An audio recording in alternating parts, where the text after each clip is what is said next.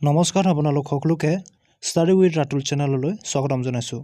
আজিৰ এই ভিডিঅ'টিত আমি টপ 25 ইম্পৰ্টেণ্ট আসাম জিকে MCQ সমূহ ডিছকাশ্যন কৰিম।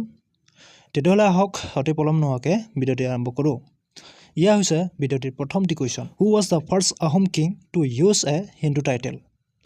হিন্দু উপাধি ব্যৱহাৰ কৰা প্ৰথম আহোম ৰজা কোন আছিল? শুদ্ধটো হৈছে অপশ্যন নম্বৰ এ চুহুংমুং। এতিয়া আহিছোঁ দ্বিতীয়টি কুৱেশ্যনলৈ। In which year was the treaty of Gilajharighat signed? Giladhari ঘাটৰ সন্ধি কোন চনত স্বাক্ষৰিত হৈছিল? শুদ্ধটো হৈছে অপশ্যন নম্বৰ বি 1663 চনত। 1663 চনত গিলাধাৰী ঘাটৰ সন্ধি স্বাক্ষৰিত হৈছিল। এতিয়া আহিছোঁ নেক্সট এটা কুৱেশ্যনলৈ। Who was the first Assamese chief justice of the Guwahati high court? Guwahati উচ্চ ন্যায়ালয়ৰ প্ৰথম অসমীয়া মুখ্য ন্যায়াধীশ কোন আছিল? এই শুদ্ধটো হৈছে অপশ্যন নম্বৰ এ হলিৰাম ডেকা। হলিৰাম ডেকা হৈছে গুৱাহাটী উচ্চ ন্যায়ালয়ৰ প্ৰথম অসমীয়া মুখ্য ন্যায়াধীশ। এতিয়া আহিছোঁ নেক্সট এটা কুৱেশ্যনলৈ। Which is the smallest national park in Assam? অসমৰ আটাইতকৈ সৰু ৰাষ্ট্ৰীয় উদ্যান কোনখন? শুদ্ধটো হৈছে অপশ্যন নম্বৰ বি ওৰাং ৰাষ্ট্ৰীয় উদ্যান। Next question. Who was the first Assamese to receive the Jnanpith award? Jnanpith বঁটা লাভ কৰা প্ৰথমজন অসমীয়া কোন আছিল? শুদ্ধটো হৈছে option number B Birendra Kumar Bhattacharya. Birendra Kumar ভট্টাচাৰ্যদেৱে 1979 চনত জ্ঞানপীঠ বঁটা লাভ কৰিছিল।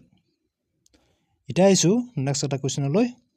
What was the ancient name of Cachar? কাছাৰৰ প্ৰাচীন নাম কি আছিল? শুদ্ধটো হৈছে অপশ্যন নম্বৰ এ হিড়িম্বা। এতিয়া আহিছোঁ আন এটা কুৱেশ্যনলৈ। In which year did the first Moamoria rebellion start? প্ৰথম মোৱামৰীয়া বিদ্ৰোহ কোন চনত আৰম্ভ হৈছিল? শুদ্ধটো হৈছে অপশ্যন নম্বৰ এ 1769 চনত। এতিয়া আহিছোঁ আন এটা কুৱেশ্যনলৈ। Which is the highest peak of the Karbi hills? Karbi পাহাৰৰ সৰ্বোচ্চ শৃংগ কোনটো? শুদ্ধটো হৈছে অপশ্যন নম্বৰ এ সিংহাসন শৃংগ। এতিয়া আহিছোঁ আন এটা কুৱেশ্যনলৈ। Who is the author of the sacred spiritual book Namghosha? নামঘোষাৰ ৰচক কোন? শুদ্ধটো হৈছে অপশ্যন নম্বৰ বি মাধৱদেৱ। এতিয়া আহিছোঁ আন এটা কুৱেশ্যনলৈ। Where was the first tea garden in Assam establish? অসমৰ প্ৰথমখন চাহ বাগান ক'ত স্থাপন কৰা হৈছিল? ইয়াৰ শুদ্ধটো হৈছে অপশ্যন নম্বৰ এ চাবুৱা। চাবুৱাত অসমৰ প্ৰথমখন চাহ বাগিচা স্থাপন কৰা হৈছিল। এতিয়া আহিছোঁ আন এটা কুৱেশ্যনলৈ। What was the name of the first Assamese movie release in 1935? 1935 চনত মুক্তি পোৱা প্ৰথমখন অসমীয়া চিনেমাৰ নাম কি? শুদ্ধটো হৈছে অপশ্যন নম্বৰ বি জয়মতী। এতিয়া আহিছোঁ আন এটা কুৱেশ্যনলৈ। In which year was the capital shifted from Shillong to Dispur? অসমৰ ৰাজধানী শ্বিলঙৰ পৰা দিছপুৰলৈ কোন চনত স্থানান্তৰ কৰা হৈছিল? শুদ্ধটো হৈছে অপশ্যন নম্বৰ বি 1973 চনত। Next question. Who was the last independent king of the Ahom kingdom? Ahom ৰাজ্যৰ শেষ স্বাধীন ৰজা কোন আছিল? শুদ্ধটো হৈছে অপশ্যন নম্বৰ বি পূৰ্ণন্দৰ সিংহ। পূৰ্ণন্দৰ সিংহ হৈছে আহোম ৰাজ্যৰ শেষ স্বাধীন ৰজা। এতিয়া আহিছোঁ আন এটা কুৱেশ্যনলৈ। Which is the smallest river island in the world? পৃথিৱীৰ আটাইতকৈ সৰু নদীদ্বীপ কোনটো? শুদ্ধটো হৈছে option number B Umananda. Umananda হৈছে পৃথিৱীৰ আটাইতকৈ সৰু নদীদ্বীপ। এতিয়া আহিছোঁ নেক্সট এটা কুৱেশ্যনলৈ। Who was the first martyr of the 1942 movement in Assam? অসমত 1942 চনৰ আন্দোলনৰ প্ৰথম শ্বহীদ কোন আছিল? শুদ্ধটো হৈছে option number B Kanaklata Barua. Next question. In which year was the battle of Itakhuli fort ইটাখুলিৰ ৰণ কোন চনত হৈছিল শুদ্ধ উত্তৰটো হৈছে অপশ্যন নম্বৰ বি 1682 চনত এতিয়া আহিছোঁ আন এটা কুৱেশ্যনলৈ হু ৰোট দ্য ফেমাছ মেনুস্ক্ৰিপ্ট হস্তিবিদ্যানবা হস্তিবিদ্যানব পুথিখনৰ ৰচক কোন আছিল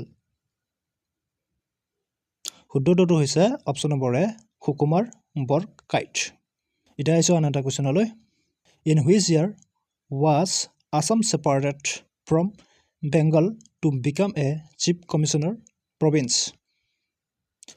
অসমক কোন চনত বংগৰ পৰা পৃথক কৰি চিফ কমিছনাৰ প্ৰদেশ হিচাপে গঠন কৰা হৈছিল শুদ্ধ উত্তৰটো হৈছে অপশ্যন নম্বৰ বি 1874 চনত next question which is the only Ramsar site in Assam অসমৰ একমাত্ৰ ৰামচাৰ চাইট কোনখন শুদ্ধ উত্তৰটো হৈছে অপশ্যন বি দীপৰ বিল হৈছে অসমৰ একমাত্ৰ ৰামচাৰ চাইট এতিয়া আহিছোঁ আন এটা কুৱেশ্যনলৈ who was the first martyr of the 1857 revolt in Assam অসমত 1875 চনৰ বিদ্ৰোহৰ প্ৰথম শ্বহীদ কোন আছিল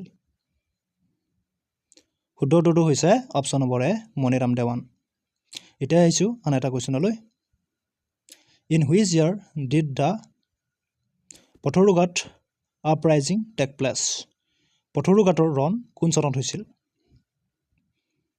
শুদ্ধ উত্তৰটো হৈছে অপশ্যন নম্বৰ এ 1894 চনত 1894 চনৰ 28 জানুৱাৰী তাৰিখে পথৰুঘাট ৰণ হৈছিল এতিয়া আহিছোঁ আন এটা কুৱেশ্যনলৈ who was the first female recipient of the Sahitya Akademi award from Assam অসমৰ পৰা সাহিত্য একাডেমি বঁটা লাভ কৰা প্ৰথমগৰাকী মহিলা কোন আছিল শুদ্ধ উত্তৰটো হৈছে অপশ্যন নম্বৰ এ নলনীবালা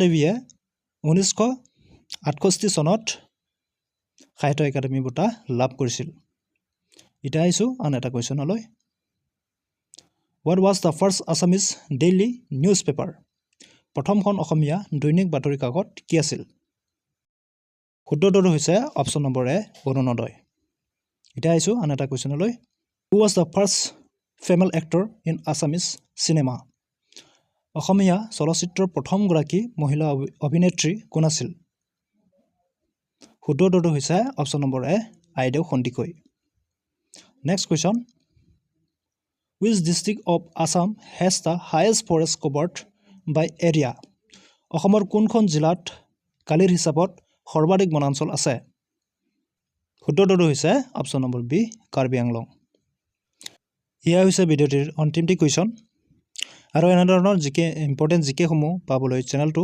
লাইক শ্বেয়াৰ আৰু ছাবস্ক্ৰাইব কৰিবলৈ নাপাহৰিব ধন্যবাদ